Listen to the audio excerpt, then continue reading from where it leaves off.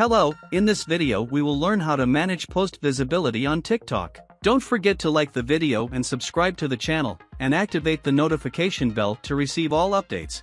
First, open the TikTok application. Go to your profile. Click on the three lines. Press on Settings and Privacy. Select Activity Center. Go to Manage Post Visibility. Here, you will see all the videos you have posted on your account. Choose the post or posts you want to manage. Then click Next. Choose who can see the selected videos. I will choose Friends. Then press Update. From here, you can see the videos that everyone can see. These are the videos visible to friends only.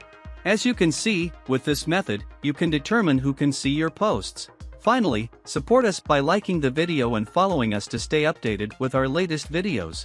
Thank you, see you in the next video.